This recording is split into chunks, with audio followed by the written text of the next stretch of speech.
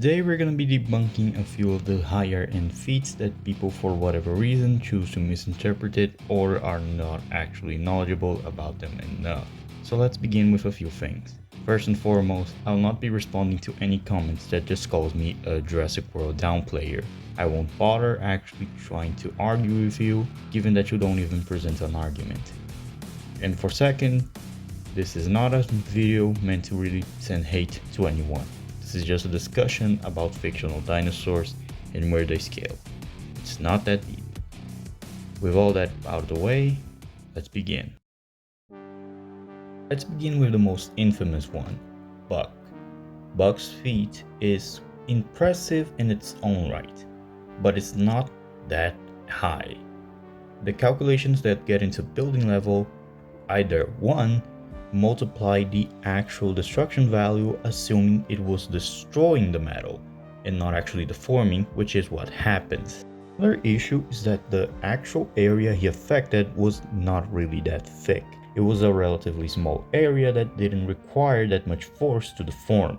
If he was actually deforming a really large area with a lot of thickness, it would probably be deeper, maybe even into small building level. However, as it stands, it's mostly just a deformation feat, so at best, it's a wall level feat. To prove my point, here's an actual TikTok video explaining the feat itself and how it works, so please give a heads up for the creator. The video is gonna be in the description below, and for Buck's feat, that's about it. If you wanna read the actual debunk, I recommend you pause the video if you want.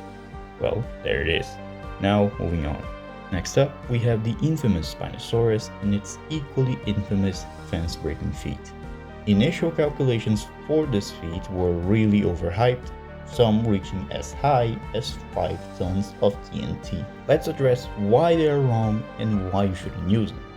First of all, the actual destruction values utilized assumed that the Spinosaurus was fragmenting to violently fragmenting the material, when all it did was basically push it out of the way. One thing that people ignore for whatever reason is the fact that deforming an object is not as impressive as destroying it. Picture this. You have a wall of steel. You punch it, you cause a small deformation. Impressive. Someone comes along, they punch the wall and a large hole is caused. Not by deforming it, it shatters. Dinosaurs didn't really made all that kind of damage, so it wasn't fragmenting the steel, nor was it heavily fragmenting it. It was only deforming and actually pushing the steel aside. If you still want to use the Spinosaurus breaking through a wall calculation, I'm gonna be putting 2 of them on screen right now, and according to Spike the editor, a guy who helped me make calculations in the past and even in one of my videos, I'd highly recommend use these 2, as according to him, they seem good enough. Before we continue, let me address one thing. If at any point in this video I make any sort of mistake, whatever it is, please point it down in the comment section. Any actual comment that addresses a mistake I made, I'm gonna be pinning it up in the comment section. I'll be more than happy to be corrected. I don't care. The whole point of this video is supposed to be an actual informative video meant to educate people on the true lengths of these feats. So please be more than happy to correct me if I make any sort of mistake. With all that out of the way, let's proceed. Next up is the Indominus Rex gyrosphere feat. A lot of calculations that get into the building level utilize tensile strength for the material used. What exactly is tensile strength? Tensile strength is an object's resistance to being pulled or stretched before breaking. Very easy to debunk this feat, as the Indominus Rex is not pulling or stretching, she is compressing. She is crushing the gyrosphere. Picture this. You have a rock on your hand and then you have glass. You try to push the glass, but it just won't stretch no matter how much you try. You do the same to a rock and it doesn't do either. Now, take a rock and then slam it into the ground, and then step on it. It doesn't break because its compressive strength is really high. Now do the same to the glass. Step on it really hard and it cracks. That's the difference. High tensile strength does not translate to high compressive strength. Now, to be fair, taking the compressive strength of the material in question, we he'll get a really good yield of small building level energy, which, to be completely fair to the Indominus, is still quite impressive. Next one is gonna be Toro. Toro explosions is actually impressive. Again, for a real animal, however, he does not scale to the full yield. Only a small part of the explosion itself actually got Toro, so he would only scale to a small amount.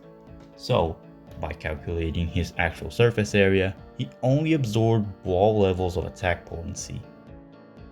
Last feat that I want to talk about is the Allosaurus from the Battle at Big Rock Short being able to destroy a huge chunk of a trailer. Just like the Carnotaurus feat that I have already mentioned, this feat is more so utilized as a way to chain scale and get the higher tiers of the verse into the building level ranges. However, it fails to address one simple issue it has. First off, the Allosaurus failed to destroy the structure within one hit and actually took multiple attacks to actually bring down the structure, which would mean that he doesn't scale to the full yield. Secondly, the calculation assumes a thickness of about 14.2 centimeters, when a more accurate number would be 5 centimeters at best. And that's not mentioning the fact that these are not 5 centimeters of steel here. It's made out of other material that is nowhere near as resilient as steel itself. So the actual yield of the feat is likely much lower. So, with all that covered, what can we conclude from this video? First and foremost, the whole actual verse kinda caps at the small building ranges, quite easily so, with barely any good feats that really get any higher. Secondly, is more important actually, and that is you should be skeptical of calculations made by people. Be thorough with your research and get to know the stuff you're talking about. Otherwise, you can make a fool out of yourself trying to defend something that is very blatantly incorrect.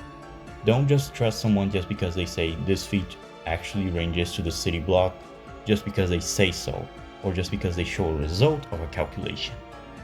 With all of that covered, I would like to thank you for watching the video thoroughly, and please leave a like, comment and subscribe, and I'll see you guys later.